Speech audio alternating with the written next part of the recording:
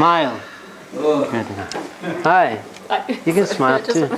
Just want to get around you. No, I want to sit there. Right, good luck. Thanks. It's a martial art just to get in a seat round here. Okay, again, sit up straight. Breathe through your nose. Smile. Out your mouth. After lunch, you got to waken yourself up again. Put your neck to the left. Either left. Right shoulder down a bit, and to the right, left shoulder down a bit. And the other way, good. Look left. Twist your shoulders to the right, opposite direction. That's good, another way. After that exercise, I want another lunch. There you go. Shoulders, move your shoulders. It's like being on the aeroplane. I'm just doing this until I can think of something to say. How about your lines get old? Not if you haven't had them. Okay, today we're talking about Judaism, the ultimate martial art, which seems like a very funny title because Jews don't seem to be like ultimate martial artists. Except at the bus stop by the kotel when they're trying to get on the bus. So, what we're going to do is work out what are martial arts and how does Judaism fit into this category. There's a famous film called Fight Club. Has anyone seen Fight Club? So Fight Club, the first rule of Fight Club is don't talk about Fight Club. The first rule of Jewish Fight Club, if someone says ow, just stop. Apparently. So, here we go.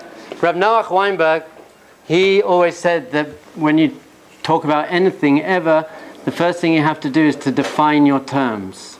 Define your terms. So what are martial arts? So I went to Wikipedia. Here we go. I like making PowerPoints for those who know me.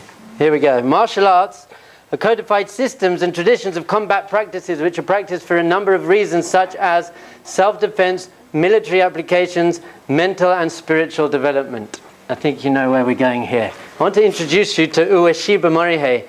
He was, many people say Ueshiba was the greatest martial artist who ever lived.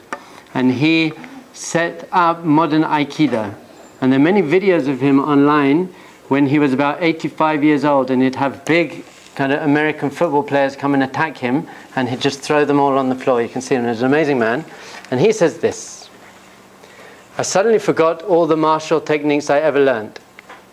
The techniques of my teachers appeared completely new. Now they were vehicles for the cultivation of life, knowledge and virtue, not devices to throw people with. So really, martial arts, there's a difference between being a martial artist and being a fighter. Does anyone here watch UFC? No? Good. Yeah, a bit. So I used to watch it a lot. So UFC, the people who fight in UFC, the Ultimate Fighting Cage Championships, they're fighters. They're not really what is defined as a martial artist. A martial artist is someone who has refined their character traits, and it's a whole way of life. Martial arts isn't just fighting people and beating people up. It's a way of life. It's a way of living. So just in case, for those people who don't know me, I grew up in England, and I went to Manchester University. I was studying philosophy, and I realized that it seemed to me that the way of life that most people were living wasn't so healthy. And I used to ask people, how are you? And they'd say, fine, can't complain, hanging in there, not too bad, getting by. And I realized that people don't seem to be living a powerful, meaningful, sweet, beautiful, conscientious lives. So I started watching lots of martial arts films. You have seen Karate Kid? Yeah. And Bruce Lee, lots of Bruce Lee films. So I started seeing some wisdom in these films. The way I was brought up, my education system, it was all about how to have a career. No one ever gave me tools for dealing with life. How do you deal with disappointment? How do you deal with life? So I decided, once I finished university, I did actually get my degree. Once I finished university, I'm going to go and find out what life is all about. And the Western world didn't seem to have the answers. It seemed to be very consumerist and just about material gain. And people didn't seem to be so happy. And Judaism also, for me at the time, didn't seem to be such an attractive option. So I went and I lived in Asia for 6 years. And lots of the time I was there studying martial arts. Because having watched the films, I saw these people who had great self-control and discipline. And I'm not going to tell you all the pictures. That one in the top left-hand corner is I went to train in Shaolin. Shaolin's the world capital of Kung Fu. So I'd already got a black belt. I lived on a small island off the coast of Korea for a year, and I got a black belt in Taekwondo. It usually takes about 6 years to get a black belt in England because they just don't beat you up as much, I think. So my master was 6'7" and former national high school champion of Korea. And he was quite a big alcoholic as well, which is a terrible combination when you're the white guy in the class. Have you ever seen films where someone kicks someone and they go flying off the ground? And you think maybe that is good special effects. Maybe it wasn't. Maybe it was my master. Let me serious. We had to hold pads and he'd kick us and I'd actually come off the ground a bit and roll a bit. So he was crazy, and we'd have to punch through wooden boards and jump off walls and do spinning kicks over blocks, and got me ready for yeshiva life.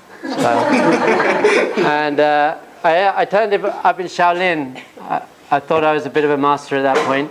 And when I arrived in the temple, it's actually not in Shaolin itself. There's a small town called Dingfeng, which is 15 kilometers from Shaolin, and it's got about 82 kung fu schools in the town. And you walk around this town and everyone's walking around with these huge weapons going to their lessons, and no one ever fought there. It's very important.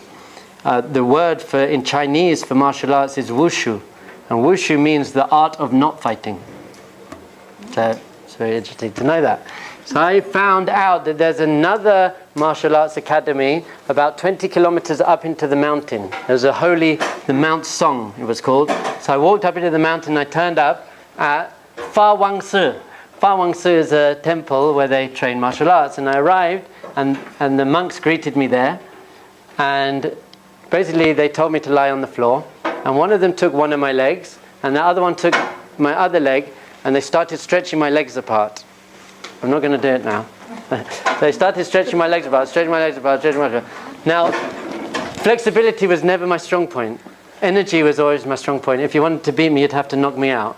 Have you seen Rocky 4?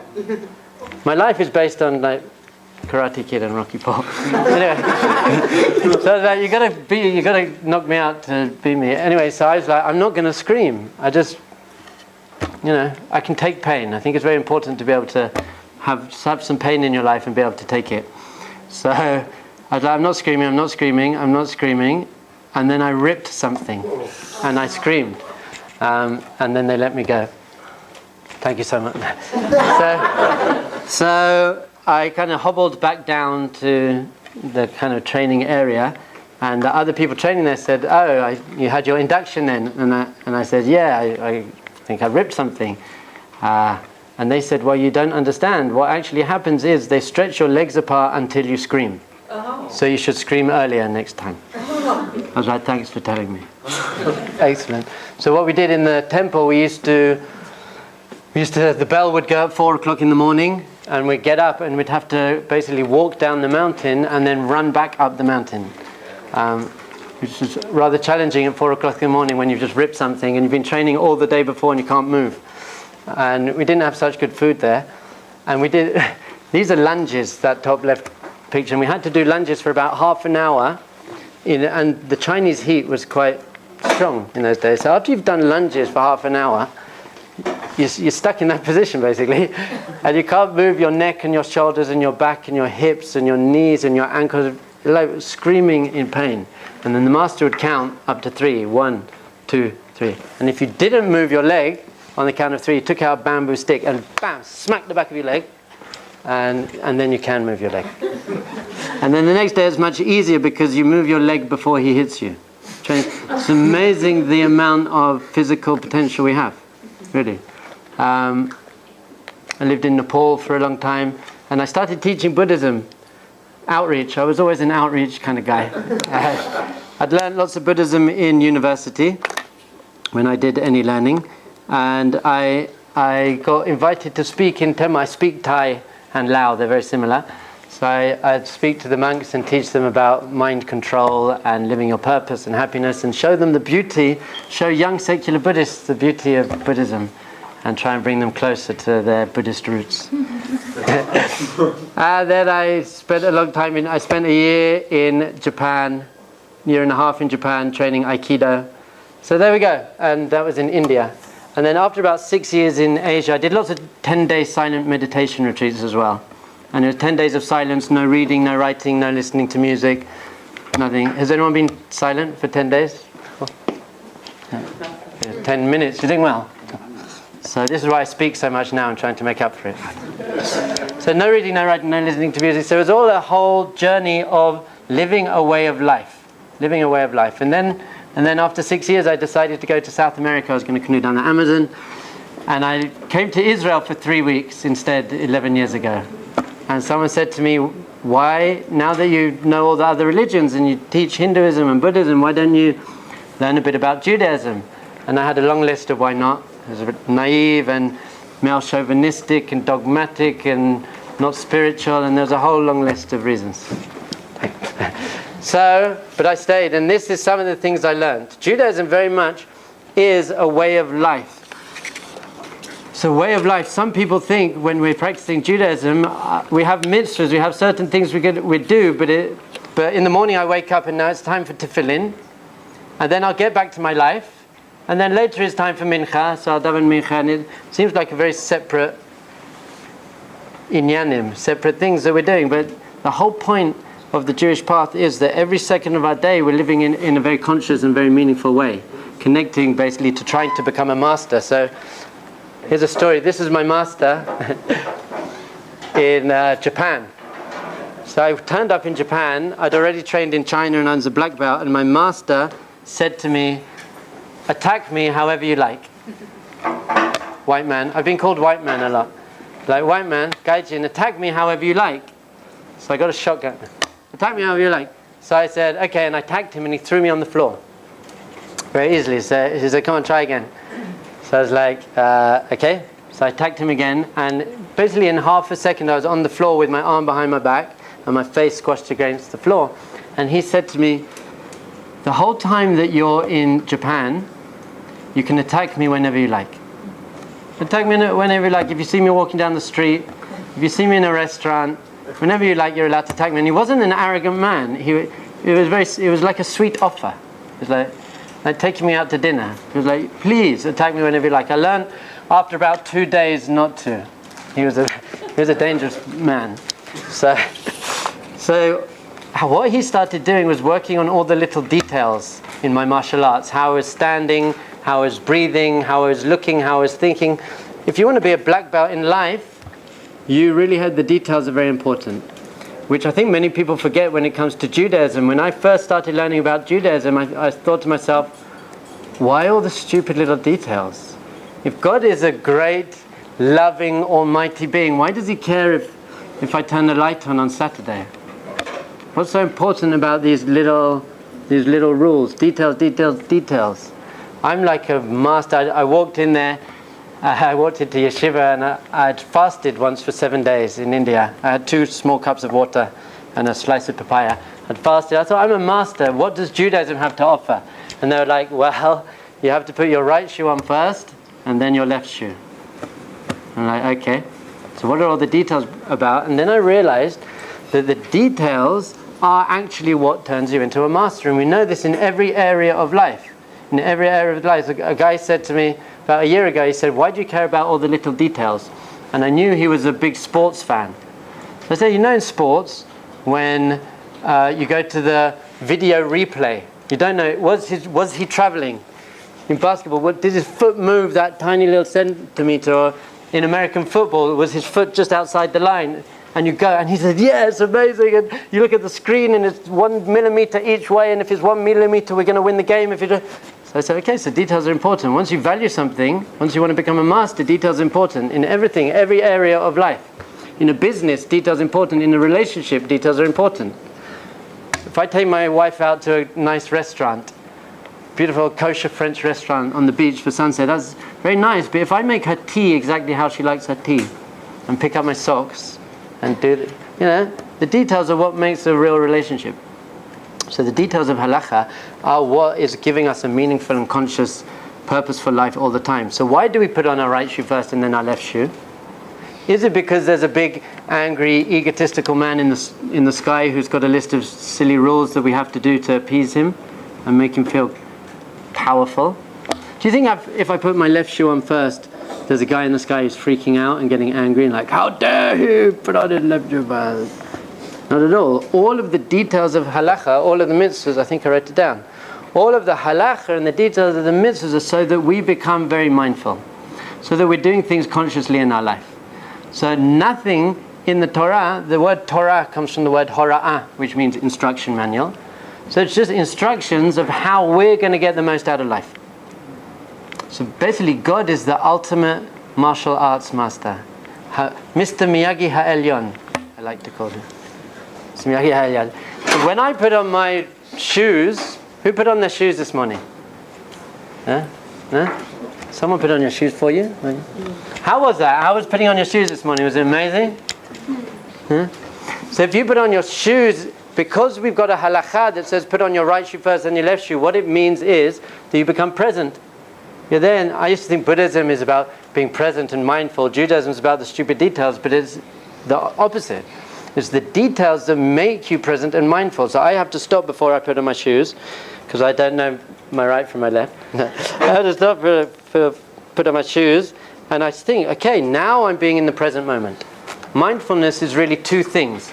Mindfulness is being aware of what you're doing and aware of why you're doing it. Then you become mindful. So now I stop in the present moment, take a moment. And then why do we put our right shoe on first? Because right represents chesed, loving kindness. Right represents loving kindness, and I want to start my day with loving kindness. When I put my coat on, I put my right arm in first. Everything we do with our right first, because we want loving kindness to be the main attribute, the main quality that we have. When you walk onto your chuppah, you're going to put your right foot first. I actually try that every day when I go home from work. I walk in the house with my right foot first, because I want to bring loving kindness into my house. That's being very conscious, making a conscious and intentional act. And then we have left. Why do we have the left? Because it means gevura, boundaries, because we have to have balance as well. Can't be all love and giving. You have to have this balance. So now the totally mundane act of putting on your shoes becomes a highly meaningful, conscious, intentional, conscientious act. And it's the most mundane thing. And then everything I do throughout the day has that. Because we have halakha, because we have Jewish laws, we have the appropriate thought, speech, and action in all circumstances. So how I wash my hands, how I speak to my wife, how I go to sleep, I say the Shema, how I wake up, I say Modeh Ani, how I daven, I say brachas. I do everything I get to do during my whole day becomes deep and meaningful. And I speak to many people, and they have nothing meaningful in their life. They get up, they have a cup of coffee, go to a job they don't like so much, have relationships that aren't so healthy, come home, watch Netflix and go to sleep. But because of Jewish law, every single thing we do throughout the whole day is meaningful. There's nothing that's not meaningful and intentional and tapping us into our purpose and the meaning in our life. The other major thing is the laws. The laws. Anyone who knew me when I was 18 and 19 years old knows that I wasn't someone who particularly liked to follow the rules. But the rules aren't there to suppress you and restrict you. The rules are there to help you fully be able to express yourself in the world. So for example, my wife is an amazing artist. I'm not a good artist. I love doing art. I'm not a good artist. We used to have a picture on our fridge, and we said that my 5-year-old daughter did it, but I did it. But my wife, it was at the Shivat HaMinim for Tu B'Shvat. Anyway, so my wife, she's an amazing artist. Why? Because she knows about tone and shading and perspective and color. Because she understands the rules of art, she can express herself as an artist. A musician. If you sit down to the piano, you've never played the piano before, and you want to play, and someone comes up to you and says, "Here, can I just show you some scales?" And you say, "No, don't restrict me with your rules. You're not going to be able to play the piano."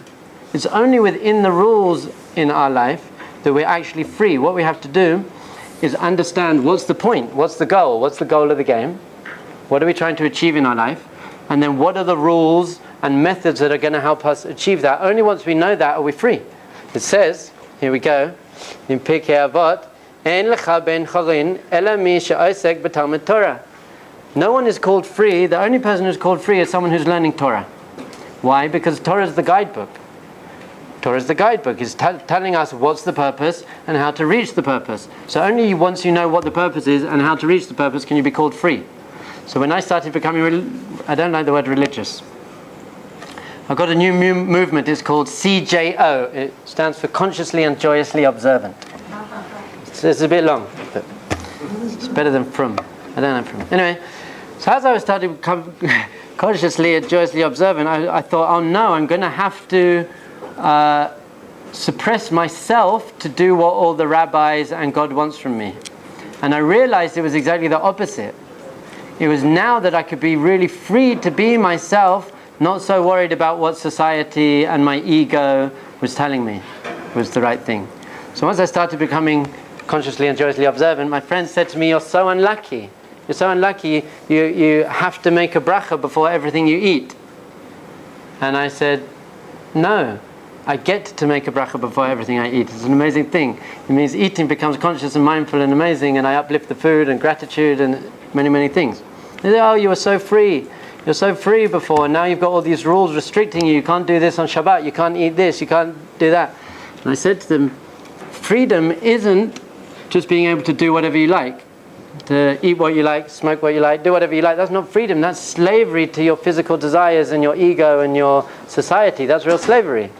Freedom is to be able to really fully express yourself as who we are. And sages teach us you're a neshama, you're a soul in the world, and to really tap into your neshama we need a guidebook how to do that. So that's what all the laws are. One of my favorite masters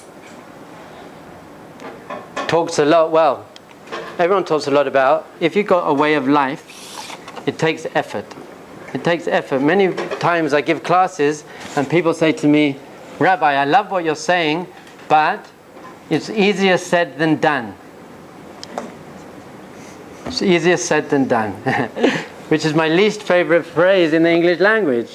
Easier said than done. Like, yeah, I know it's easier said than done. I don't not like that phrase because it's not true. I don't like that phrase because it is true. But it's meaningless, it's defeatist, it's an excuse. Of course. Anything that is going to make you grow, any achievement comes from overcoming some sort of challenge. No pain, no gain. My master in China, he couldn't speak much English. He only had one line which was like, no pain, no gain. No pain, no gain. Smack me in the back of the leg. I wish I could beat him up, but I couldn't. Anyway, so one of our greatest sages said this: do not pray for an easy life, pray for the strength to endure a difficult one. That was Bruce Lee, otherwise known as Baruch Leibowitz, good Jewish rabbi. You're not going to have an easy life. You're not going to have an easy life, but you're going to be able to choose what you're going to do with that. You're going to be a victim to your pain, or you're going to use your pain to grow. And by the way, everyone puts effort in to something they value. Everyone puts effort in where they value it. I was talking to a guy who's just come to yeshiva, and he said, you know, it's too difficult for me to learn or to get up early. I'm lazy. And this was a huge guy. He clearly went to the gym like 3 hours a day. And I said, well, you're not so lazy that you can't go to the gym 3 hours a day. Everyone, you're going to put in the effort. Or I said to another, there was a college kid, and he was saying he likes going out partying and meeting women. So I said, I bet you put in the effort. You get dressed up nicely, you make sure your hair, you got the right lines, when you value something, you put in the effort. So in our life, we've got to understand that our way of life has to be one where we push ourselves beyond the comfort zone. And Judaism is not easy. It's just not easy. Someone said to me the other day, Rabbi, I really want to lose weight. So I said, okay, well, you have to go to the gym at least 3 times a week, high reps of low weights, eat more leafy vegetables, less fatty, oily foods, and go running, cardiovascular. And he said, wow, that's easier said than done. I said, yes, but if you say it, you won't lose weight. And if you do it, you will. It's easier said than done. So it's not easy. It's not easy for a businessman to give up a day a week from his business to have Shabbat. It's not easy to get up before the sunrise. It says the first thing in the Shulchan Aruch, we've got to be getting up before the sunrise. It's not easy to not eat any food you want. It's not easy, apparently, for a pregnant woman not to eat Ben and Jerry's after she had meat. Apparently. my wife says. Said, hey, like the Jewish path isn't easy, but that's a good thing. That's a good thing. It's not easy to be a religious Jew, and that means that you're growing. That means you're doing something that takes effort. Next thing, well, there we go. And by the way, it says in Pirkei Avot, long before Baruch Leibowitz, Bruce Lee said what he said, it says Lefum Tzara Agra, according, no pain, again guys, Lefum Tzara Agra, according to the effort, so is the reward. If you're going to put effort into the right things in your life, you're going to get rewarded for that. Next one, perseverance. Your way of life is perseverance. We never give up. This is one of my favorite quotes. The master has failed more times than the novice has even tried. Beautiful. Very important idea. The master, if you want to be a master, you're going to fail and get up. Where's this in Jewish literature? Yesheva yipol tzaddik v'kam. The tzaddik falls 7 times and gets up. Some people say the simple meaning of this is that even though he fell, even though a tzaddik falls, he always gets up. He never gets put down. You persevere, you go, keep going. I'm going to fall, I'm going to get up. By the way, this is what tshuva is for. Tshuva, repentance or returning to who you are, you're saying, okay, so I made mistakes. I didn't always act like a neshama. I made mistakes, but I'm going to try again. Aaron Kallah actually says it doesn't mean that even though he fell, he got up. It means he's a tzaddik because he fell 7 times and got up. You become a tzaddik by falling and failing and trying again. So this is what we've got to start doing with our life. Judaism has an amazing system where we're actually obligated to become the greatest people we can become. You're obligated to do the thing that's best for you even if you don't want to. We don't like that. But you have to do it. It's not like I can choose. I can go to a yoga lesson if I want to. I can go to a Tony Robbins seminar, work on myself. God says in the Talmud that Hashem said, I'm creating you on the condition that you become a tzaddik and not a rasha. You've got to become a tzaddik, not a rasha. So that's what we're doing here. This is why they're called obligations, but they're not burdensome obligations. What does the word mitzvah mean? Commandment. It actually comes from the word tzavta. It's related to the word tzavta, which means a bonding, a connection point. So what a mitzvah is a way for us to connect to our highest self. This is what you're going to have to do. There's no separate angry man in the sky who says you've got to do these little silly things to make me happy. The Zohar actually calls the mitzvahs, the 613 mitzvahs, 613 pieces of advice. 613 pieces of advice. Are you a bad person if you don't do them? Not at all. Not a bad person. A Jew who eats pig is not a bad person, and a Jew who doesn't eat pig is not a good person. I know people who keep Shabbat and they're not so nice, and I know people who don't keep Shabbat and they're wonderful people. So it's not a value judgment. It's just, are you following the advice or not? I'm giving you advice. So if someone is sick and goes to the doctor and the doctor says you need to do these 10 things to get better, and he trusts the doctor and he says, I know, but it's very difficult, I'm not going to do them. Is he a bad person? No, it's just a shame he's not listening to the advice. So that's what the whole Torah is. The Torah and the mitzvahs are good advice. How are you going to connect to your highest self, to your purpose? And in Judaism, really one of the main things that we speak about is connecting the physical and the spiritual. Trying to connect the physical and spiritual worlds together. In the East where I was living, it's very much talking about getting away from physicality. In order to be spiritual, you have to go and sit in the cave and fast and not get married. In the West where I came from, it was the opposite. You could just, as much consumerism as you can, just because it's Tu B'Shvat. Rabbi Cohen of Lublin, a 19th century Kabbalist, said the problem with the eating of the tree of the knowledge of good and evil, the Eitz Das Tov V'Ra, was not that they ate, it was the way they ate. They ate in a very consumerist, just pleasure for myself type of way. And it actually compares humans to trees. Tu B'Shvat is all about humans are trees. Why is that? Because in one sense we have to be very rooted to the physical world. Judaism says the highest form of spirituality is to be in the physical world. We have to be here, and all the mitzvahs are physical acts, and we eat lots of nice food, but we've always got to be reaching up. We've always got to be reaching up and reaching for the heavens within physicality. We've got to get this balance between being physical and being spiritual, so we can eat lots of nice food, but before we eat it, we make sure it's kosher. and then we say a bracha, we say a blessing before we eat it, and then we say a blessing after we eat it. Physical intimacy with the right person at the right time in the right way for the right reasons is a very holy act. So physical and spiritual can be the same, and that's what a mitzvah is. A mitzvah is connecting physicality and spirituality. Our sages actually teach us that we're not just compared to trees, we're compared to upside down trees. Why is that? Because a tree gets all of its energy and life from the earth and produces its fruit in the sky.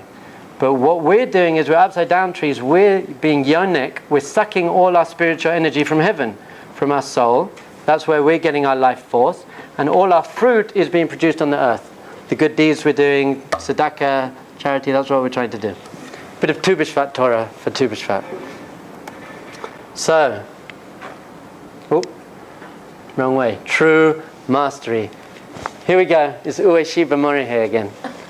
When I lived in Japan, I'd turned up in this small village. I got a job teaching English. I turned up in a small village, and I knew I wanted to study Aikido. And when I told people, they got very excited because it was actually the town that I'd chosen to live in is the town where Ueshi B'Mori was born and spent his whole life and died. So I used to visit his keva, his grave, very often, and daven, meditate. He was called O Sensei, the great master. So he said this. His most famous line is this: Masagatsu Agatsu. Masagatsu Agatsu. Thank you so much for having me. So Masagatsu Agatsu means the greatest victory is self-victory. Self-victory. The greatest victory is self-victory. So martial arts and becoming a master is not about beating other people, the fastest person, the strongest person. It's about overcoming your own negativity. Have you heard this idea anywhere before? Baruch atah Adonai. Yeheinu melech ha'olam she'akol nהיה b'dvarei. Thousands of years before Ueshi B'Mori was born, it says in Pirkei Avot, Ezehu Gibor, who is a master. HaKovesh et Yitzro. The person who conquers their negative thoughts, traits and drives. That is what it becomes. That is the ultimate martial art. Is the martial art that helps you win the ultimate battle. And the ultimate battle is with yourself. It's with your own Yetzirah. It's with your own negative mind patterns and difficult emotions. All of your suffering in life, low self-esteem, doubt, fear, anger, jealousy, hatred, whatever it is all just coming through your own mind.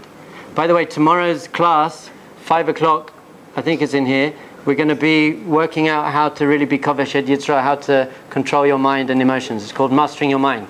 I'll see you at 5 o'clock tomorrow. Very important to know practically how to win this battle. And self-control. Self-control is the key. Who's called a tzaddik in the Torah? Yosef, a tzaddik. Yosef is called a tzaddik. Why is he called a tzaddik? What makes someone a tzaddik? So Aish's Potiphar is one of the reasons. One of the reasons we call him a tzaddik is because he was seduced by his boss's wife. Aish's Potiphar. He was seduced, and there was a day where he could actually really go through with it, and he was about to. His animal desire had overtaken him. He was about to go through with it, and he had so much self-control. One midrash said that at that point he was given all the desire of all the men in all the world ever, and he overcame that desire. Many different midrashim why. He saw the face of his father, he saw the face of his mother, he saw the face of his mother and father. They all have different teachings behind that. One teaching is that it says he saw the face of his father, but what it really means is he saw the face of himself as a father. What sort of father will I be if I go through with this? Often when I'm teaching my students, I say to them, are you working on yourself to the extent that you become the father that you want your children to have?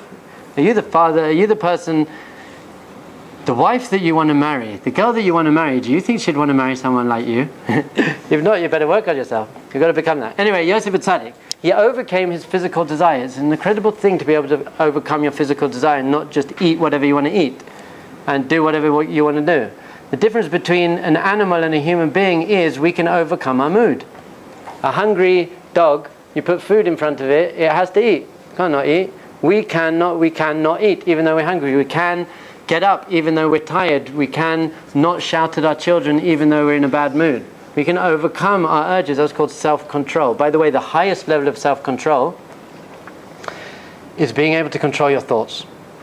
It's actually quite easy to control your actions. Well, no, it's not. One of my favorite stories is there's a woman, and she had a ice cream cheesecake in the freezer. And she could not stop thinking about the ice cream cheesecake. And she couldn't concentrate on anything all day. And it was ruining her day, and she was reading her kids' stories, but she wasn't just thinking about the ice cream cheesecake. I've got to have the ice cream cheesecake. So eventually, she just went downstairs and she opened the fridge. She took out a piece of meat and ate the piece of meat. I'll explain that. Once you eat meat, you can't have cheese for 6 hours afterwards. So she knew she didn't have the self-control, but she did have her principles. And her principle says, once I've eaten the meat, I'm not going to do that. This is why Judaism, as I said before, is an amazing idea. You're obligated to do what you know is good for you. It's an amazing idea. So self-control is really our key to mastery. But Yosef Tzaddik was really a bigger tzaddik later on. When he was 17 years old, he was a young lad, and he had a dream. And his dream was that his brothers would all bow down to him. And he told them the dream, which I think maybe he was a bit egotistical. He was curling his hair, and why would he share the dream? So, in one sense, he's a bit egotistical. Look, you're all going to bow down to me. And they didn't like him for this, quite understandably. And they sold him into slavery.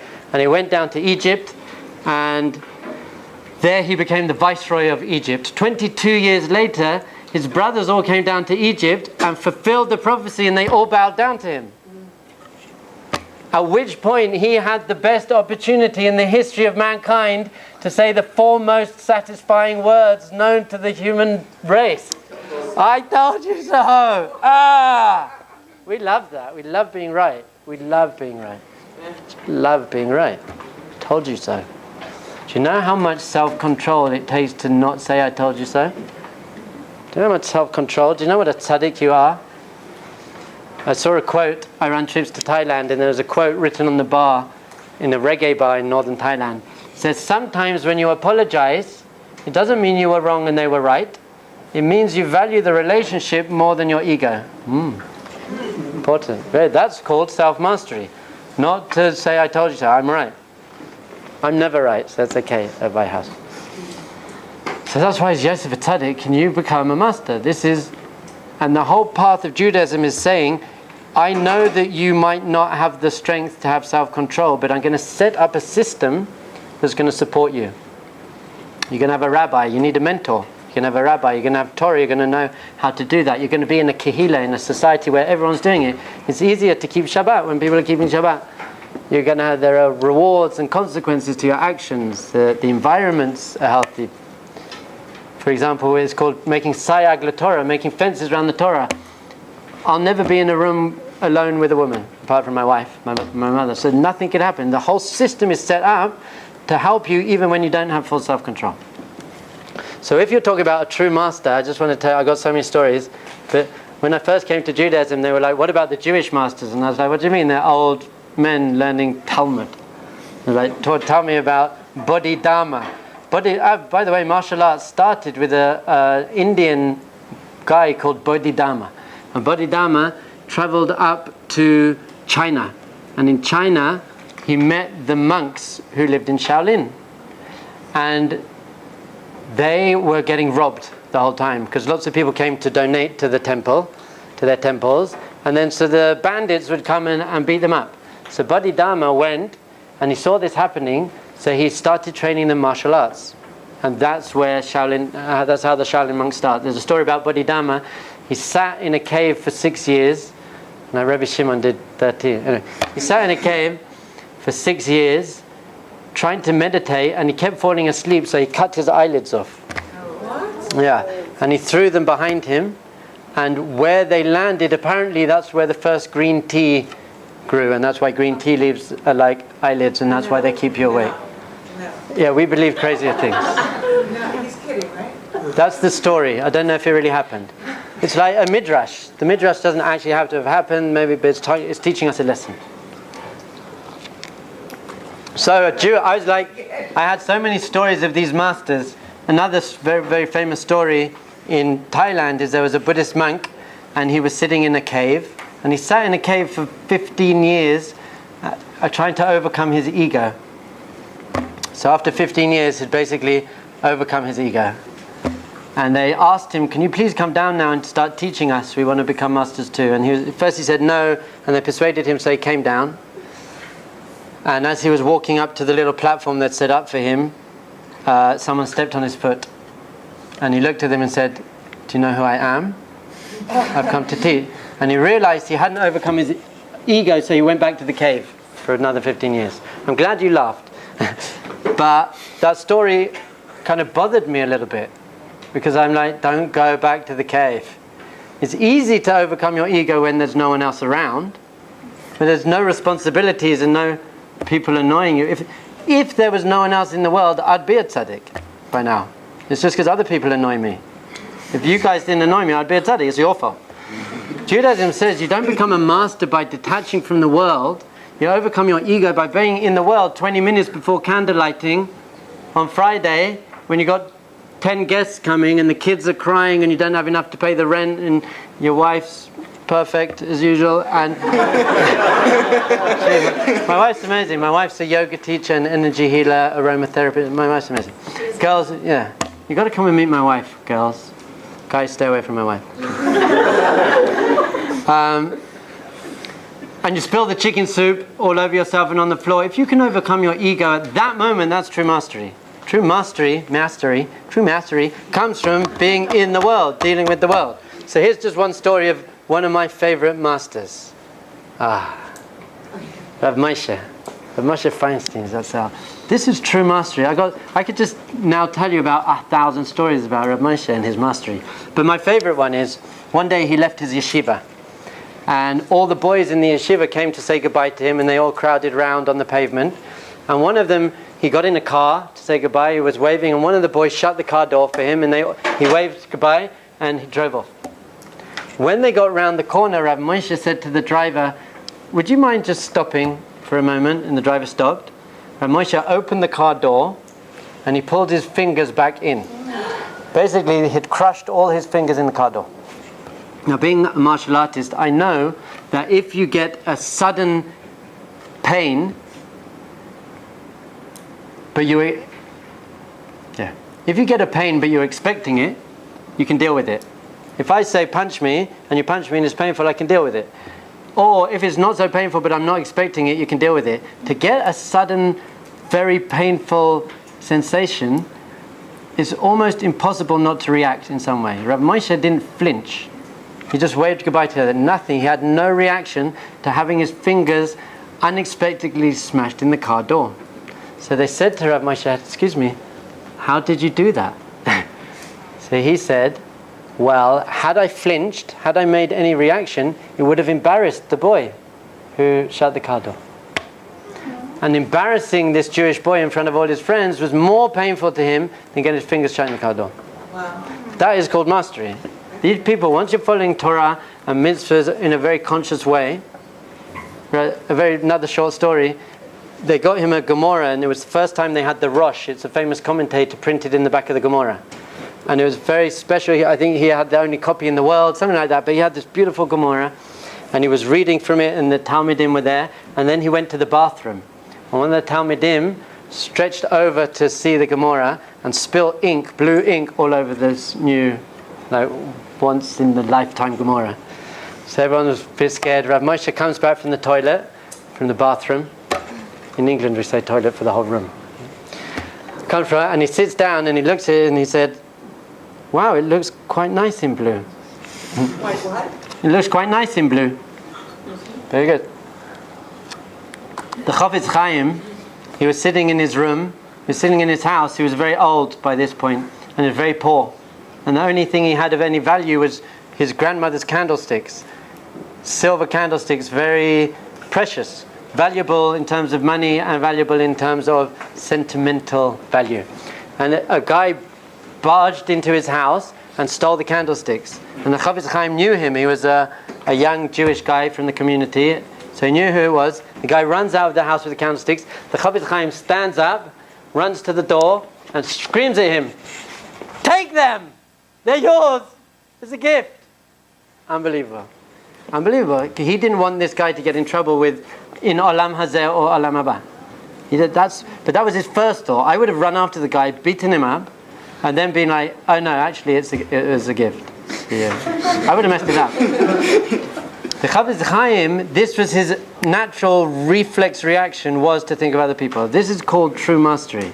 And the whole Torah and mitzvahs and everything we're trying to do through our day are leading us towards this true mastery. I want to see... Oh, we've got 1 minute. I did this just for fun, because my wife's a yoga teacher. The ultimate yoga. Judaism, the ultimate yoga in 1 minute. So there are 4 main paths of yoga. I lived in India for a year, and I did lots of kind of 15-day intensive yoga retreats with full body cleanses. No, I'm not going to tell you. Anyway, there are 4 main paths of yoga. There's karma yoga, which means the yoga of action, which means being very conscious in your actions in the world, tikkun olam, all these things. The next one is bhakti yoga, which is the yoga of devotion. So these are the people who chant the God's names and get into high states. Jnana yoga is the yoga of intellect, and Raja yoga is the yoga of meditation. So really, each yogi kind of chooses one of these as their main paths. It says in the Torah, in Parshas Chayei Sarah, that Avram Avinu sent 6 of his sons to the east with spiritual wisdom. And I saw many, many parallels. For example, does anyone know the main god in Hinduism? Brahman. Yeah, Brahma. And his wife's name? Saraswati. Brahman and Saraswati, Avram and Sarah. There are lots of things very similar to this. So I worked out that I think Judaism is the ultimate yoga as well. How? Because karma yoga is mitzvahs. We've just been talking about it. How are you going to do everything, all your actions throughout the day, how are you going to do it in a conscious and meaningful, intentional way? Right shoe first, then left shoe. Bhakti yoga, devotion, well, that's tefillah, prayer 3 times a day at least. Brachas, nigunim, singing songs, third meal, songs. Intellect, Torah learning. And meditation, funny enough, meditation, Jewish meditation. So like a Jewish master is like the ultimate yogi. He's got we've taken all of the paths and we put it into this system where we can become real masters. I think I'm out of time. Oh, and there you go. This guy actually teaches in Beit Shemesh. I don't think he teaches with the Stromelen. Stromelen is Gematria yoga. It's not. Great. Are there any questions? I just love the analogy of what you learn outside of Yiddishkeit and combine that those insights into, because there is most definitely something to be said for Buddhism and yoga, and it's a discipline. I don't know a better word. It's a discipline, and they connect. There's a clear connection there. Very much. And I appreciate you pointing that out. What I'm curious about is these Asian people. Okay. Do they have any interest in Yiddishkeit and see the connection? Yes, actually, very often. Really? The second most popular country in the world for studying the Talmud is Korea. Really? Yeah. I think it's probably the first, actually. Yeah. But there are more Koreans than people in Israel or Brooklyn. Wow. But yeah, they study that a lot. And everyone that I met, they knew 2 things about Jewish people. They said they knew about the Holocaust, and they said, "Oh, Jewish, very clever." Very clever. I knew that. And apparently the Dalai Lama used to tell Israeli backpackers who went to see him, go back to your own religion. Go and find it in your own religion. But yes, there are very, very many parallels between them. But when I first came to yeshiva, and I was telling everyone all the wisdom I learned in the East, I said, I learned this amazing idea. The rabbi looked at me and said, yeah, it says that in Derech Hashem. And I said, well, what about this? And they're like, the Vilna Gaon says that in Evan Shlema. So everything I shared, all the beautiful wisdom from the East, they either showed how we have it or refuted it with very solid logic and said it couldn't really be like that.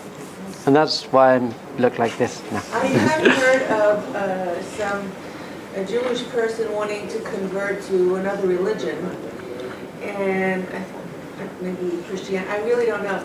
He says, do you know anything about Judaism? And he said, no. He says, go learn Judaism, and then if you still want to convert, then you could come back to me. I thought that was very profound. Lovely. And he's probably learning an Aish Torah right now. Lovely. My final point is, I think it's just very important, because I see some observant people here as well. It's very important. You can do the mitzvahs and the halacha correctly, but not mindfully. So you can put your right shoe on first. Once you've been putting on your right shoe first your whole life, then you just put your right shoe on first and you're not being conscious about it. If you're doing it out of rote or guilt or fear or just habit, we're missing the point. The point is to be consciously and joyously observing the mitzvahs, not just going through the motions. Mindfulness really the key, and that's what we're going to talk about a bit tomorrow. Mastering your mind. Thanks.